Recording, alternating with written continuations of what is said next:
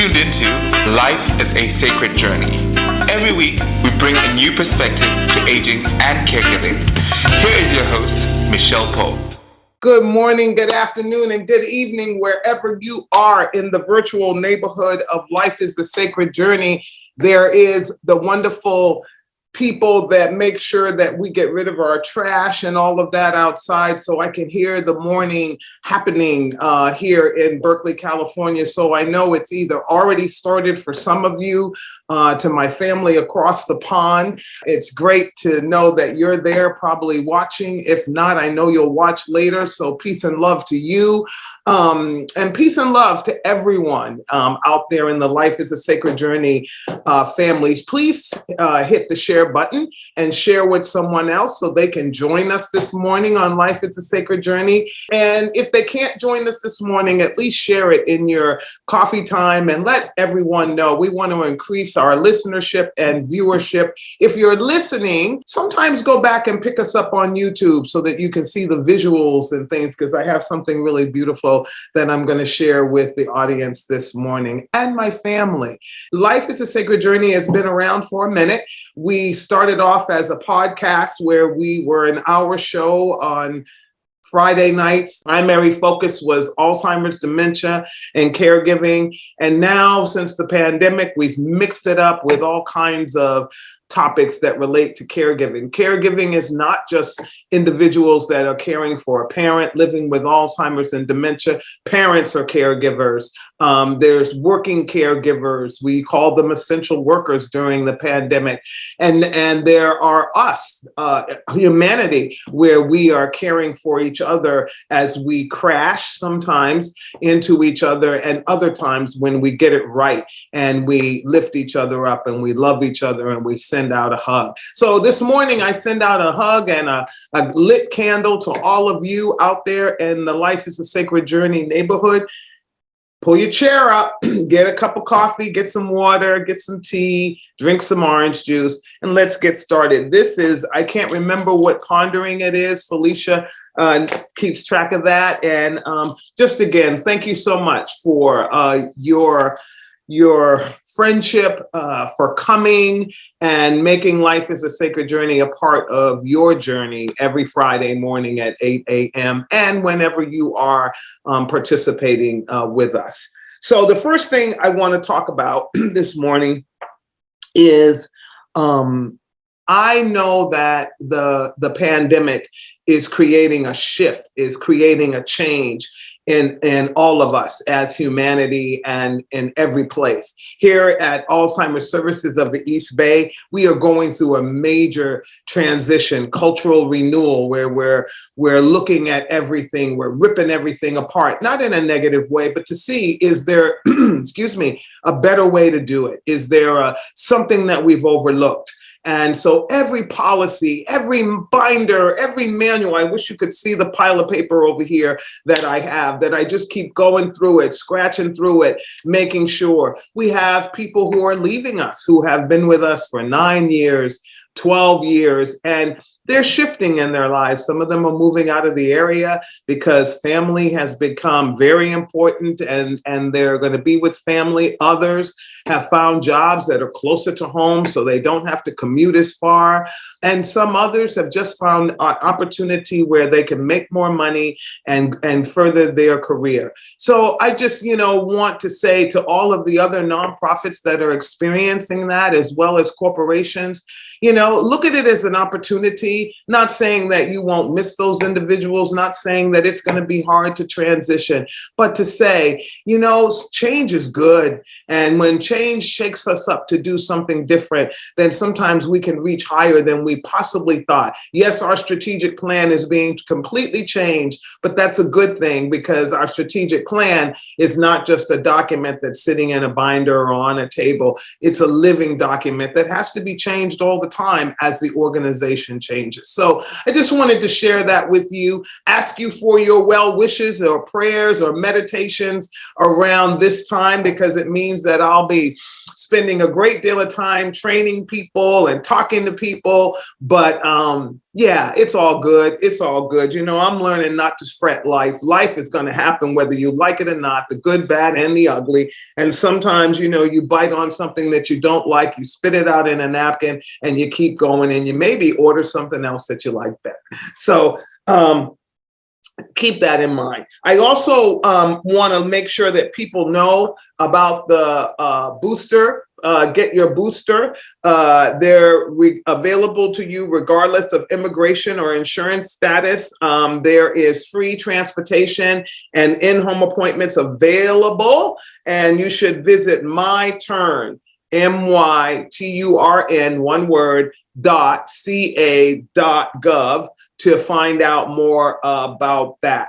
I also wanted to bring up some other tools for you that you can keep in your book and I love my refrigerator. If you come to my house, if you've ever been to my house, it has all the magnets for places, airports that sell magnets from the places that I've gone to. I found out that's not such a big deal in other countries because I was looking for a magnet in Belgium. So those are there. But I also have little notes so that when I need something, when I need a resource, it's there. So one of the numbers I want to give you, because this is it is an epidemic in itself.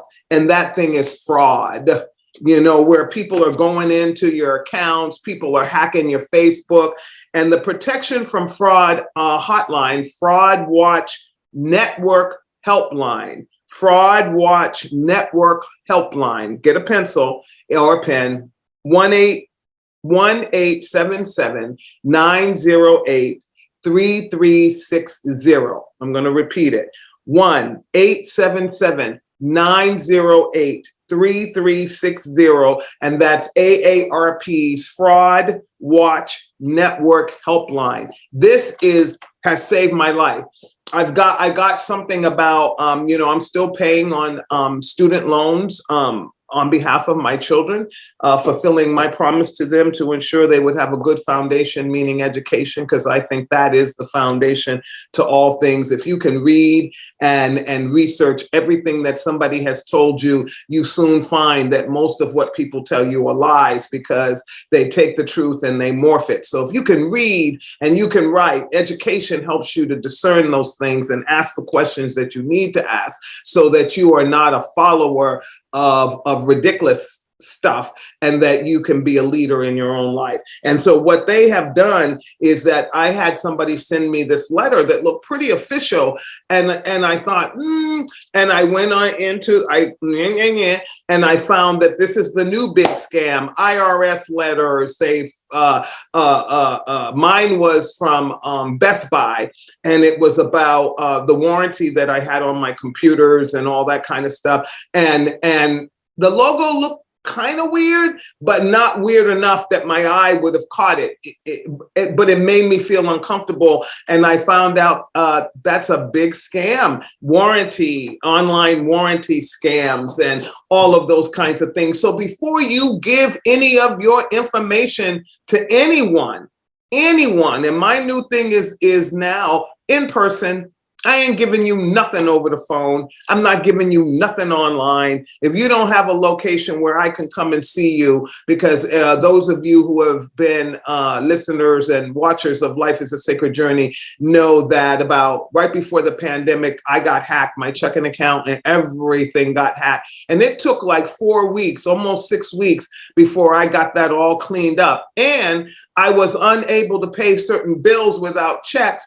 And that's when I found out that Netflix wouldn't take a check from me. And when I stopped using Netflix, my children made sure they stream it. They got it back on my television so that I could watch it. But I was like so mad at them. I'm like, you mean to tell me unless you have a checking account that you can go into to get your money, a person that has to write you a check, you don't accept checks? That makes no sense to me, because with that's a very capitalistic, elitist sort of thing. So that means if you don't have a checking account that you're willing to give somebody a number to, then that means you can't have that service. So me and Netflix had a little fight, and the kids resolved it because they're nicer than me. So fraud, what is that number again? Let me find it because I think it's so important. Here it is. The number again is Micheal Pope. Where is it? 1-877-908-3360. Write it down. Keep it. Don't do anything without checking the fraud hotline because I'm telling you, there's stuff going up on there every day. Let's see. Our topic today is about happiness and joy and what I experienced recently in a conference that I attended where people were coming together for the very first time after the pandemic. And even though meetings had happened and people were on Zoom and all of that, we were together in the flesh. And what I realized is that we have forgotten.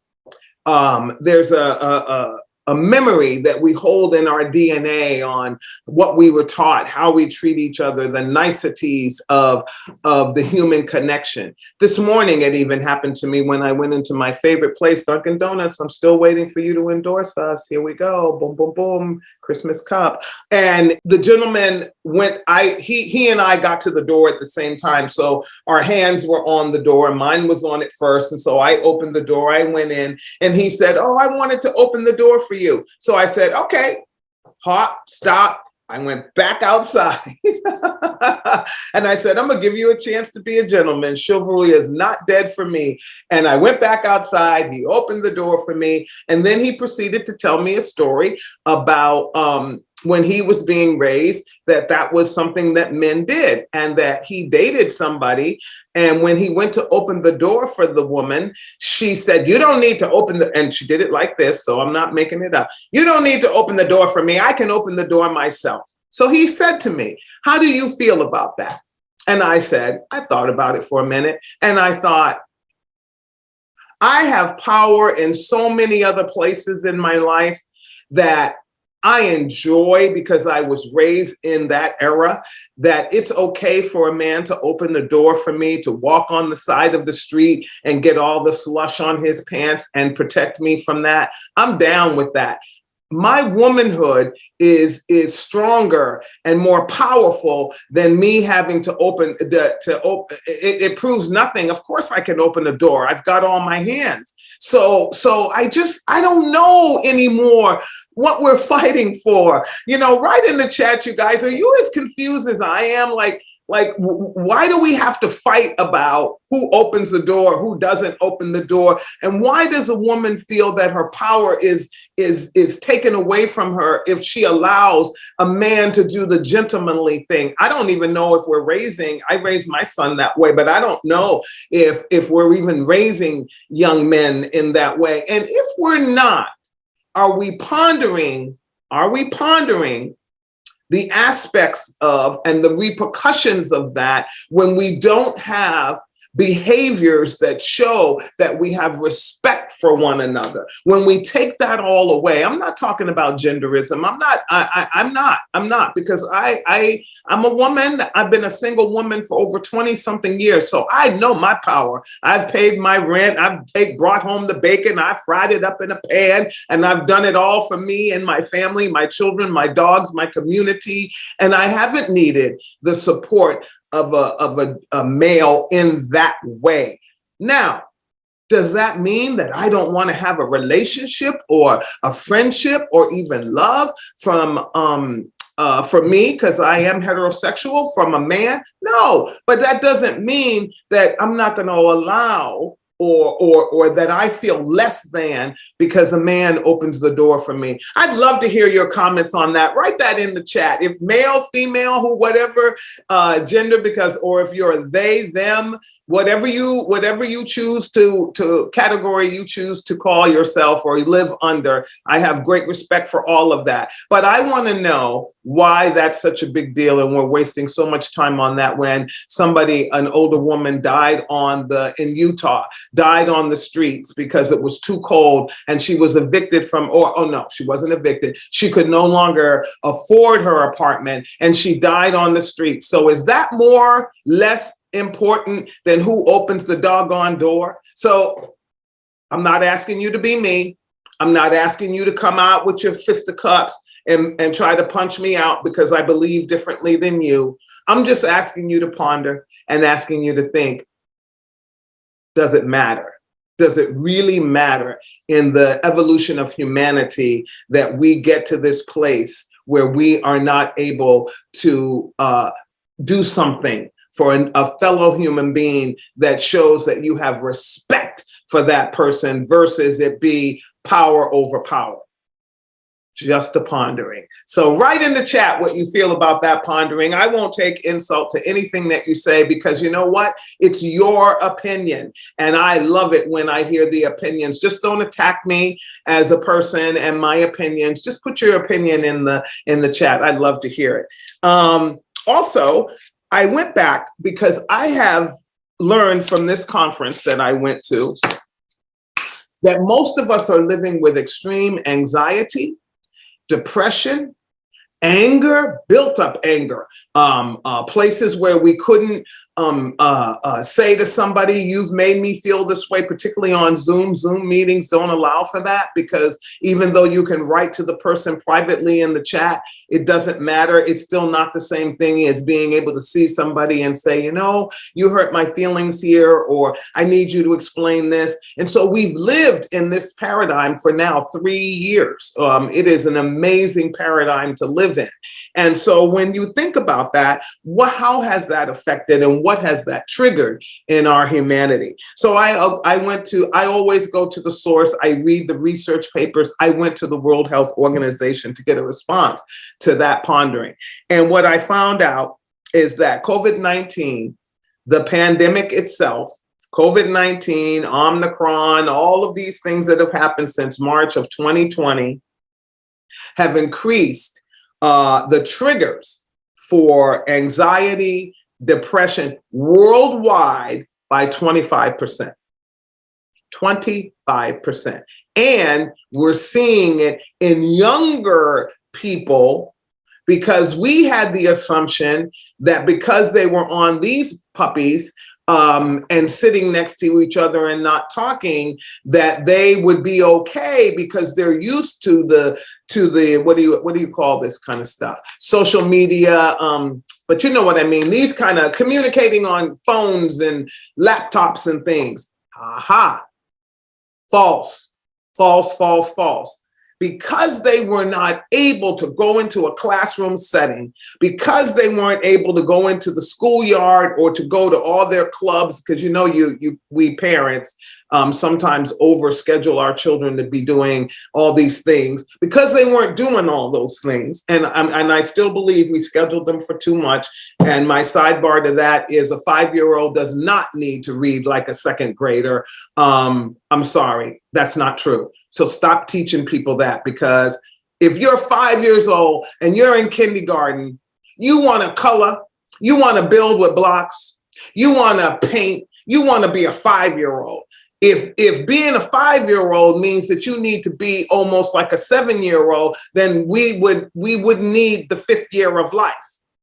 So we need to stop holding these little kids to a level of excellence that isn't even let them be kids. My God, you know, I was talking to a group of millennial parents, and actually I was talking to them about parenting, and they were saying to me, yeah, that was the first thing they said when I opened it. I said, tell me a little something about your children. And the first thing they went to is what their children could do. I'm just saying, we got to ponder things. And I said, interesting. Not judgment, but interesting, pondering. And I said, what are your children's gifts? And they said the same things. Oh, he can read this, he can do. No. What are your children's gifts? They finally got it, and it was a wonderful seminar, and we had a wonderful conversation. I want to thank all the parents that came and invited me to lead them through a parenting class. I felt so proud to be asked. So thank you, Milton and Jade, for teaching me so many wonderful things. I wouldn't have been able to stand before those people and share what I know has worked, because I didn't do all that. I didn't do all that. I just did what the steps. I looked at the steps of human development and I gave them what they needed in steps. And so that's how I built this presentation. So thank you to those parents who were open to new ideas. It doesn't mean all of my ideas are right. Oh my God, no, I'm never going to say that. But I did research before I wrote this presentation, and it's really, I thought I was pretty good too. Thank you. So 25% increase in prevalence in anxiety and depression. Went off a sidebar a little bit on the children, because we're seeing the impact of that more and more on the news. Violence, committing suicide, violence against their school partners and friends when they go back. Bullying is still on the rise, but again, bullying happened on cyber world, and now we go back to the school, we get to see the bully, and now we have no filters, we have no nothing. And we live in households now where we have access to guns, and we go to school and we kill our teachers and we kill our fellow classmates. And this is happening from the youngest grade, I think it was third, fourth, fifth grade, something in that area. We're talking middle school, and of course, high school and college. So something's wrong, right? That's the pondering. Something is wrong. What do we need to do to get back to, not get back, because we weren't normal before, if that's what we're calling normal. We weren't in a space where violence was not in our communities. We weren't in a space where humanity rubbed into each other with joy, peace, and happiness. And so now all of that we dragged through the 3 years of the pandemic of isolation, depression, anxiety, and separation. And now we're coming back out into the world. And it is wow. Okay. It's wow.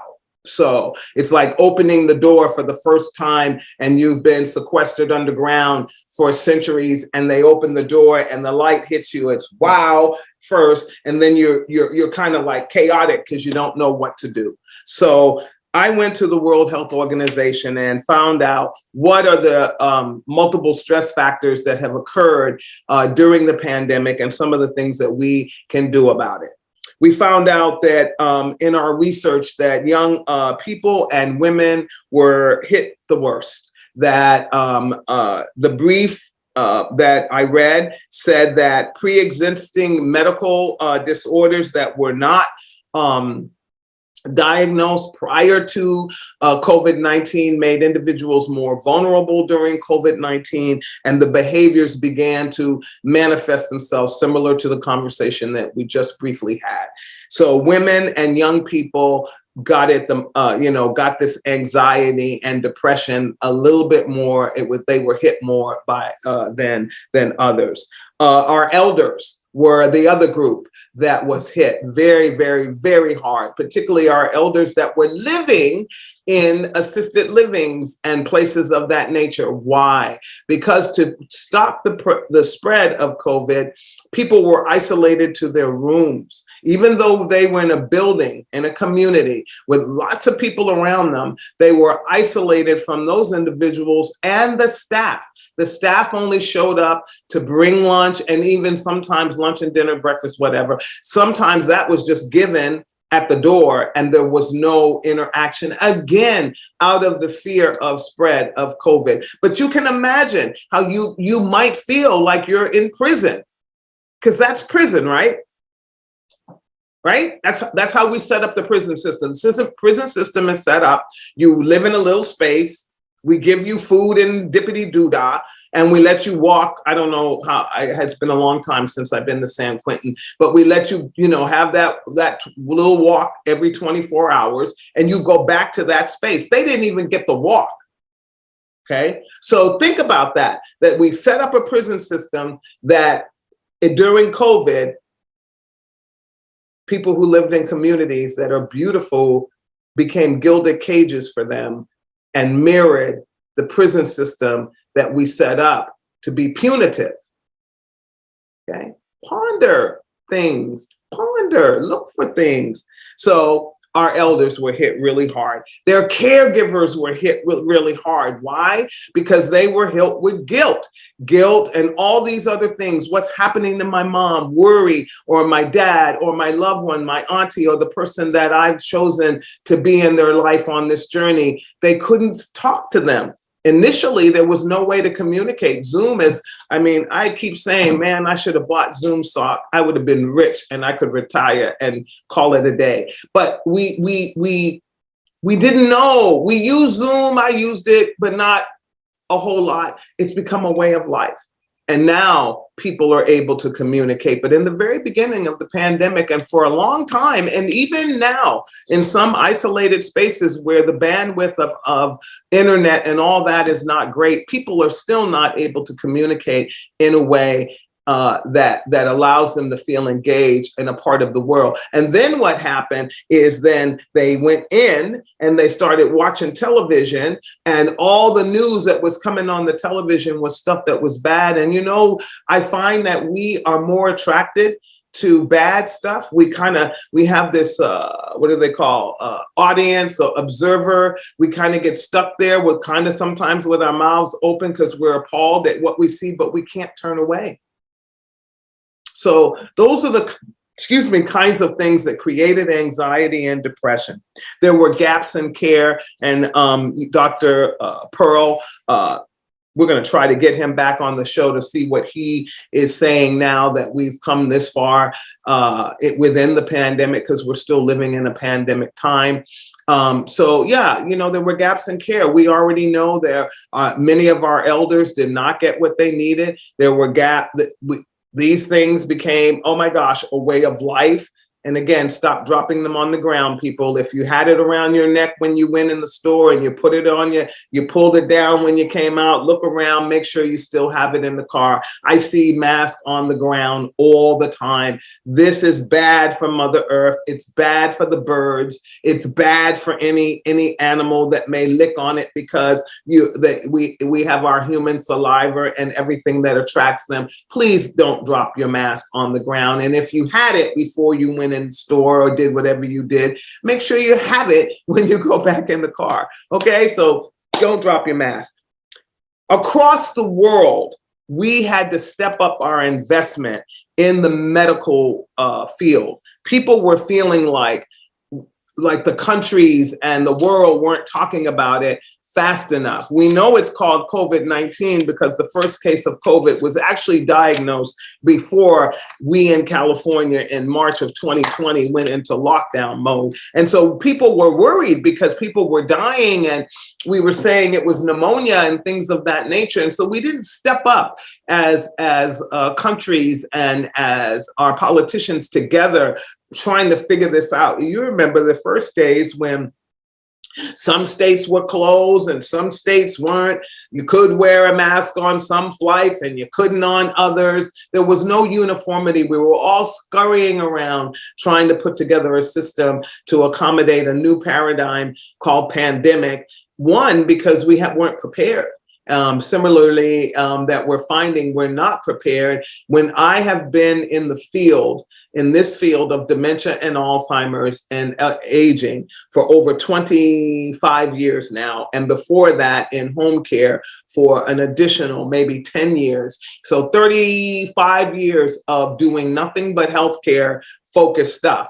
And we've known that the baby boomers, I'm one of them, I'm at the tail end. We've known that this large group of people were going to age in place, that we were going to live longer, because thank God we've got medicines and pills and machines to keep us living long. We exercise more. We eat better food. We're living. But we knew that. One of my first meetings at ACEP, we talked about that in a group that I was in, and we're still talking about it today. And we're a day late, $1 short, and a woman died on the street in Utah. The woman, I believe, was only 68 years old. We got to do better, family.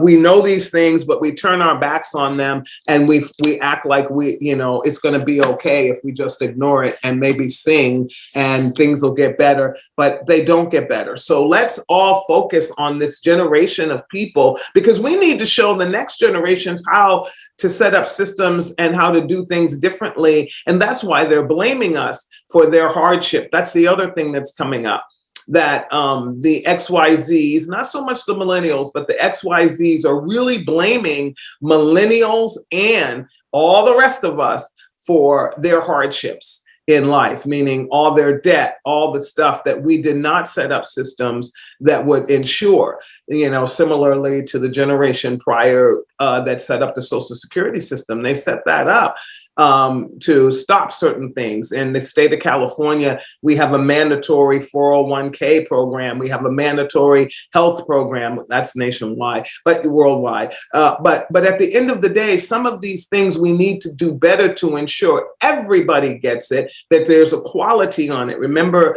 the analogy, if I'm on my knees and you're standing up, just because we're talking to each other and communicating and laughing, we're still not in equal positions. Somebody needs to get either on their knees or somebody needs to stand up. So think about that.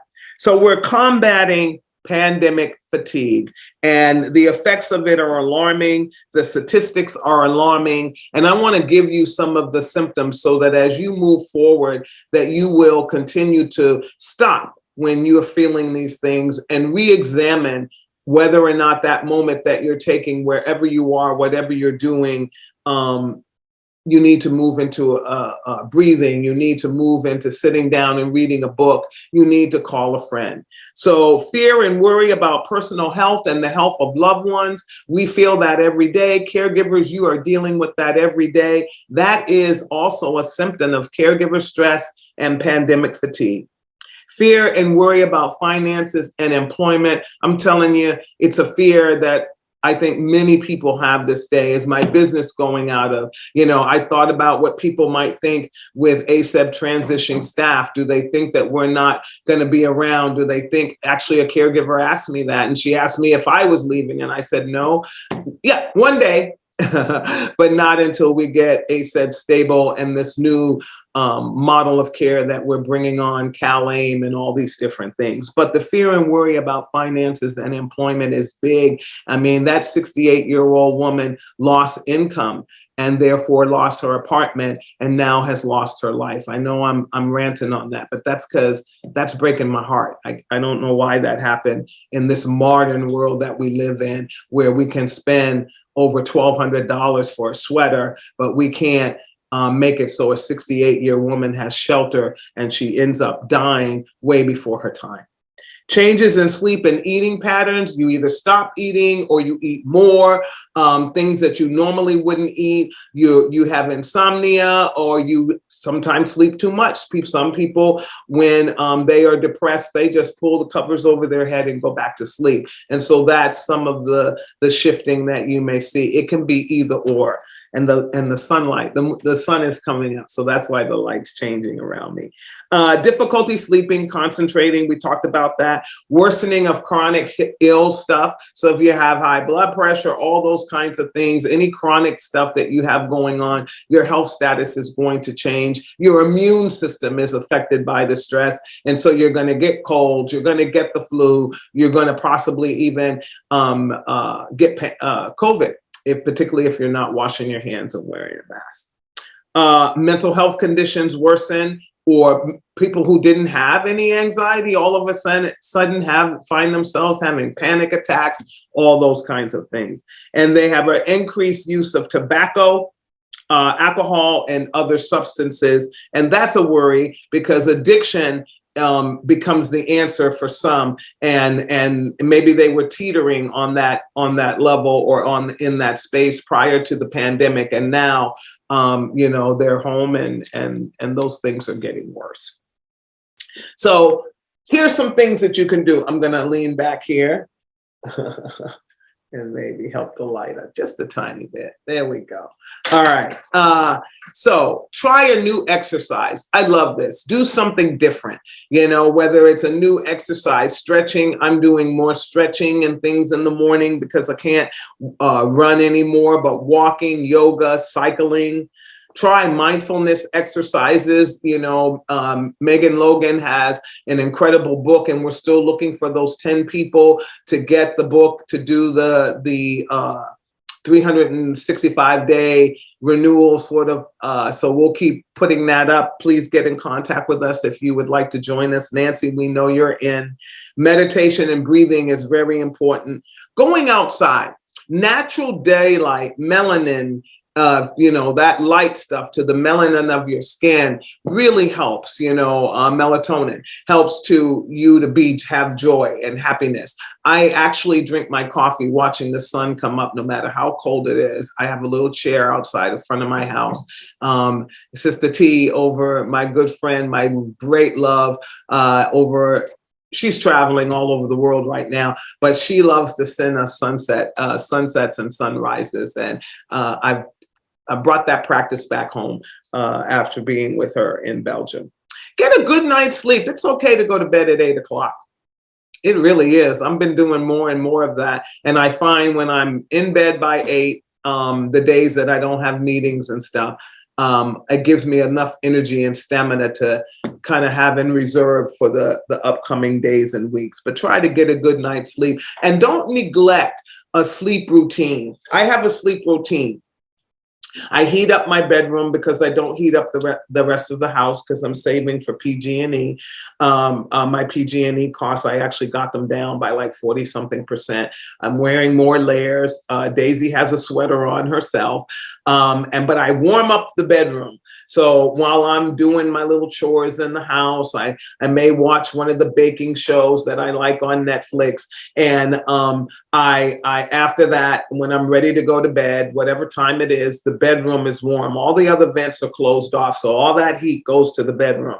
Then I go to the bedroom and I have an air purifier that I sleep with on so that I have asthma, and it's been a really wonderful support and help. I fill my water next to the bed so that if I wake up thirsty or when I wake up in the morning, my first thing is to drink water, count back from 100, say my meditations, and then put my foot on the floor. So I set up my space so that I can sleep, and sleep is the primary focus when I go in my room. It's not overly decorated anymore. It's decorated, but it's not overly decorated. So I don't get stimulated and start looking at pictures and all of that. I do have them, but they're not in, like my bed faces this way because it's facing feng shui. It's facing out the door. But at the end of the day, I make sure that what I'm looking at is kind of not a whole lot of stimulus that I'm gonna start thinking about. Oh yeah, I like that picture, or oh yeah, I see my jewelry over there,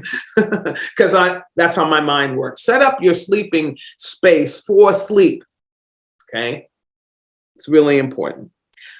Try new recipes. I have been doing that and it's been phenomenal. I've been trying to find one-person recipes. Actually, I found a great one-person cookbook. I'll bring it next week or the next time we have a Pondering to share with you. And I've been trying all these new things. And I have fallen in love with, there's a place near us called Rockin' Crawfish and out where I live. And okay, they know me by name now, and I'm gonna tell you why. They fry the catfish and they put it on a bed of sweet potato fries with parsley. And they have the best garlic noodles, and they'll put, this is my order, and they put 4 lovely shrimp on top of it. This week, I had a lot of meetings, so they saw me at about 3 times this week. Fish, omegas, sweet potatoes, amino acids, the garlic, good for your blood pressure. The noodles, you need some carbs. So, I didn't feel bad. I think I didn't gain weight this week. I'm trying to maintain and plateau and maintain it, one for muscle mass and all of that. So, but Rockin' Crawfish, I love you. And I love the people that work there. You've trained them well. But try new recipes. Roll up your sleeves and get it done.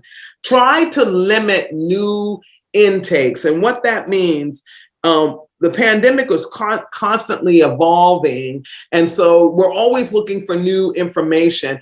Find one source that you go to for your pandemic information and stick to it. Listen to other things, because you're listening to me right now and I'm on social media. So the reality is, yes, limit your social media, find the spaces where you feel safe and the information, you can check it, even check me, go to the World Health Organization, check it and make sure that it's correct and fits into what your paradigm of truth is, because that's very important.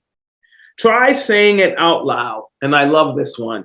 Sometimes you just need to talk to someone about how you're feeling, especially if you're stressed, frustrated, or anxious. Ignoring the strong feelings won't make them go away. So finding someone, a therapist or a friend or a group of friends, and knowing that the pandemic has changed our behavior and has changed the way that we intersect with each other. And don't wait for it to happen where you have a stress moment. I actually had a stress moment at this conference, and I realized, because I've been analyzing it, it was because I was in negative overload and my body didn't know what to do with it. Because I haven't been in a circumstance like that where everything that was going on around me was negative, and that people were refusing to see it and talk about it. And it was and my anxiety level went so high that I had an explosion moment where I kind of went off, I verbalized it. But I didn't verbalize it in the way that I normally try to carry myself and how I've worked really hard on carrying myself. But it was because I was in a totally toxic environment. I know it now. It goes back to what we said. Find some good people to hang out with. People that don't bring toxicity into your life. Because if you're like me, that I'm working on myself and I'm trying to get my toxic quotient down, the minute I'm around a toxic person, the enzymes, the atoms in my body go freaky deaky, and I'm like, ew. Right? So find people that bring joy into your life. Make your inner circle a place where it's peace and safe. You don't want to be in an inner circle that only brings you down. Lastly, or almost lastly, so again, surround yourself with people who you love. Thank you, Paula Laws, for these things. I'll say them very quickly because we're running out of time. Always surround yourself with people who you love, who love you, and who you love, because it's an exchange. Distract yourself by doing something you love. You notice the theme here, love. Smile, laugh, and play as often as you can. I make fun of myself. I laugh. I like joy. Be grateful for what you already have in your life. Stop pining over stuff that you don't even know whether it's for you to have, but just have joy in the moment.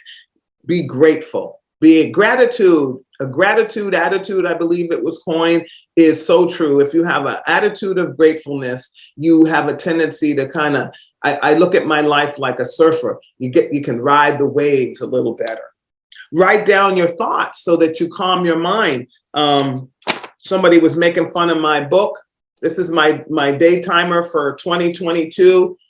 You see all this paper in here. This is not even a part of the day timer, but these are thoughts that I write down. Like I wrote down the other day, have discernment in your discussions. Consider where you need to help. So I'm always writing paper. But this is 2022 in a nutshell. It's almost over. The book is destroyed. It'll get zipped up and put in the other places. But you don't have to do what I do. Do what works for you. But this works for me. Write down your thoughts. Go back to nature. We talk about that all the time. Go back to nature. Go back to nature. You know why? Because nature is calming, loving, peaceful. Do something for someone else. every day. I try to do something for someone else, usually a stranger, because I feel better when and usually somebody who might not say thank you, because then my ego doesn't get filled by it and I don't have to tell anybody and I just go do it. So do something for someone else. Always look for the good in the world and rather than the bad. Again, in this conference, I found that we go to the bad of every individual. That's the first place we go. We create gossip, mayhem, and decay and hurt when we do that.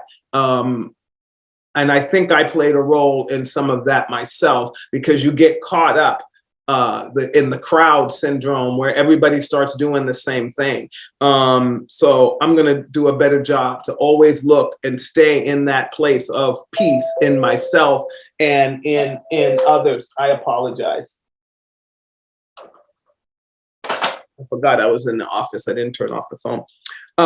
Trust your gut instinct. Make sure your gut, whatever you feel in your gut, and every young person out there, we have dummied your gut down. And so you think that because your gut is talking to you, that's not what you need to follow. That's called your conscience. Listen to your conscience always. Jiminy Cricket, listen to your Jiminy Cricket. You know, it's always going to tell you the truth. We just don't listen, or we go, nah. Listen to your conscience and trust your gut. And as I always say, thank you so much. What is her name? Paula Laws. I say this all the time. Be the change you want to see in the world. Stop holding other people responsible for the change that you think that needs to happen in the world. Become a part of it, be it, so that it can happen. It takes only one person. Lastly, my friends, I found a book. You can get it online. It's called My Hero Is You. It was developed by the World Health Organization. I shared this in my parenting class, and it's how kids can fight COVID-19, meaning the depression, the anxiety. It's a wonderful book full of color, and it has grandparents in it, and it has one of my favorite characters in the whole wide world, a flying dinosaur. Share it. Go find it. If you are in a church community, get a copy of it. Maybe go online, copy it, pay a little bit of money, and send it out to the families that you know, grandparents and people. My Hero Is You, how kids can fight COVID. And it was the interagency standing committee, and they partnered with the World Health Organization and others to put this together. It's also in Arabic, Chinese, French, Russian, and Spanish. Pretty cool. So, My Hero Is You. Share it. Get it out there.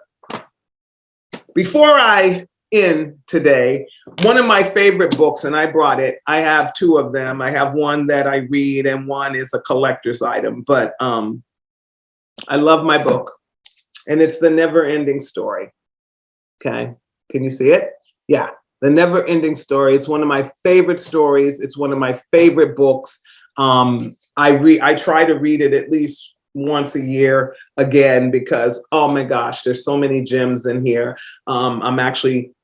It's out and with me because I'm writing a sermon for Sunday. I'm going to be with Taylor Memorial this Sunday at their anniversary worship. So if you'd like to join us, look up Taylor Memorial. But I wanted to tell you what I found in there in The Never Ending Story that makes my heart soar, and I want to share it with you so that you can go out and share it with others.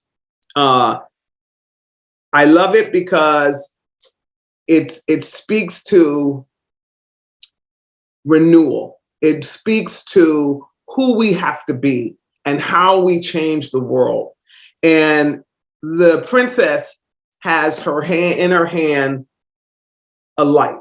Okay, it's in the center of her hand. She's holding her hand like this, like this. There's darkness all around because Fantasia has been destroyed by the nothing. And she's holding this little fragment in her hand, and she says to Bastian, "Make a wish." And Bastian says, "How many wishes do I get?" And the princess says, as many as you want, and the more wishes you make, the more beautiful Fantasia will be. So think of yourself as Fantasia. Think of yourself as someone who needs to grow and to be the light and the change in the world. And start dreaming better than you ever dreamt before. Stop thinking you can't do something because you're an elder or you're disabled or you're from the LGBTQI community or you're Black or you're a little girl or you're a little boy or you're a them. You can do anything. What a Man Thinketh, a book that came out in the 1800s. What a man thinketh, what a person, what a human thinketh, they become. How many wishes do you get? You get as many wishes, as many dreams, as many tries as you're willing to do and to step out and take a chance. So thank you for taking a chance with Life is a Sacred Journey. Go out into the world. I love moving around this light. Go out into the world. Take a chance. Take a chance on love. Take a chance on trust. Take a chance. Take a chance on yourself and be the change you want to be. If you're out there in the world feeling anxiety, depression, and pain and grief, and you need support and help, call the suicide hotline number 988 or 1-800-273-8255. I'm told that still works. 988. You can text it too, I believe. And get some help because you matter. You are that little light. Go out, hug a tree, pet a dog, pet a cat, hug a person. Wow, what a concept. Put your mask on and hug a person. And then heart to heart, so you're not breathing on each other. Heart to heart, okay? All right. Have a wonderful day in the Life is a Sacred Journey neighborhood. I will be back with you the day after Thanksgiving. So I hope that all of you that will still be home will join us and hit the button and ask someone to share you. And we'll figure out a way to have a robust fire going and all that kind of stuff. So just to keep ourselves festive and to bring in the Christmas season. So have a great Friday. Be good to yourself. Hug yourself. Peace.